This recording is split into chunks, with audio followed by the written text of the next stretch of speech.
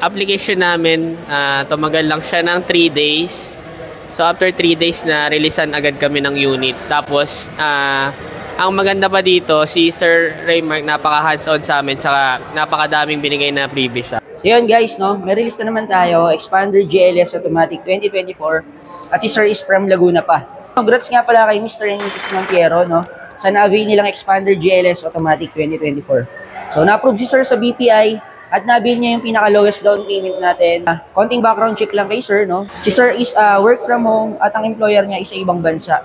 So sa mga work from home dyan at direct employed sa ibang bansa, message nyo lang ako, tutulungan ko kayo at tuturuan ko kayo kung paano makakuha ng sasakyan sa Mitsubishi. Pwede kayong mag-comment down below. So yun guys, this GLX variant yung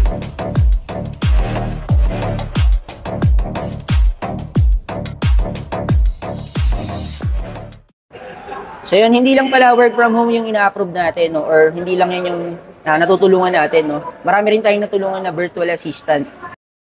Sa mga virtual assistant dyan na hindi ma-approvehan sa ibang brand or ibang branch, message nyo lang ako, tutulungan ko kayo kung paano nyo makakamit yung dream car nyo.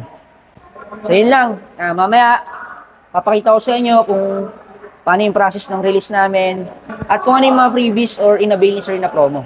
So yun lang, kung hindi ka pa pala nakasubscribe sa ating YouTube channel, please do subscribe para updated ka sa mga latest video natin at latest promo natin. So yun lang, see you! Time check, no? Ang oras natin ngayon is 1 PM. So, wala pa si client. Gawa ng schedule talaga namin is after lunch, no? Nag-abiso naman si client na ang dating niya is 3 PM pa. So, 2 PM to 3 PM gawa ng 1 PM. Biyahe pa lang nila yun. So, yun, from Laguna sila, sir. So, usually naman 2 hours talaga yung nakagrab sila, sir. No? Yun, yung transaction natin, in-house financing. Itong folder na to is, ano pa lang siya, kumbaga appetizer pa lang ng pipirmahan. Tapos, pag kay bank na, medyo marami na yun. So, kung balak nyo kumuha ng car or balak nyo kumuha ng car loan, ready kayo sa pirma. Tips lang din pagka magre-release kayo ng unit, mag-practice kayo ng pirma before para at least pagka nagre-release na, hindi kayo ma-hassle or hindi kayo tumagal sa release. So, yun lang naman yung nagpapatagal sa release talaga usually. Tsaka pag maraming release. So, ngayon, March 26, 2024, end of the month. Bale, last day bukas ng release namin. So, medyo maraming release ngayon. So, expect natin na talagang dapat pagka end of the month kayo nag-release ng unit, magdadala, hindi lang pera, hindi lang ID or requirements yung dadalhin nyo, magdadala rin kayo ng patience. Tapos nga pala, kahapon lang na-approve si Sir, no? So, nag-apply siya sa akin last week, na-approve siya kahapon, Monday. Na-approve siya 10 AM, tapos nag-deposit din si Sir agad. So, nagawa agad namin yung folder, hihingi ko agad yung credit advance. So, yun guys, regarding sa reservation or deposit, kailangan talaga siya. Kasi, lalo na pag may down payment yung unit natin, kasama yun sa requirements ng folder natin. So, itong folder na to, naka-indicate yung invoice, deposit. Bago ko gumawa na ito, bago siya ma-invoice, kailangan meron kang BSO or Vehicle Sales Order. Ano ba yung BSO or Vehicle Sales Order? Doon naka-indicate yung pangalan mo, yung address mo, yung birthday mo, yung TIN number mo, yung unit model, yung price, tsaka yung mga discount. So kung walang BSO, wala kang discount sa down payment. Lahat ng i-apply nyo, or lahat ng low down payment, zero down payment, naka-base yun sa 20%. So kaya lang siya nagiging zero down payment or low down payment dahil sa folder natin. So kung hindi kayo magre-reservation, hindi magagawa yung folder. So napaka-importante ng cooperation ng mga kliyente rin. So yun yung good thing kay Mr. Montiero. Pag sabi ko sa kay Sir na mag-reserve na siya, nag-reserve agad, hindi pa lumalabas yung credit advice. Dahil may tiwala siya sa akin. So kayo po, bilang kliyente, maghahanap po kayo ng ahente na katiwa-tiwala para at least smooth po yung transaction. Hindi po tumatagal. Kasi the more na hindi po kayo nagre-reserve agad, the more na tatagal yung transaction. So yun. So si Sir, nag-reserve kahapon.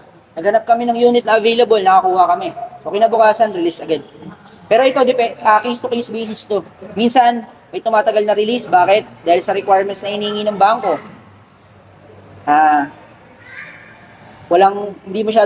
Hindi available yung unit. Pag hindi available yung unit, hindi ibig sabihin nun walang unit. Ang ibig sabihin nun, yung mga unit na paparating nung buwan na yun, kunyari, April, is naka-quality control pa. Minsan natatapat ng ganun. So, iintindihan nyo lang din yung mga agent nyo. Tsaka maniwala kayo sa kanila.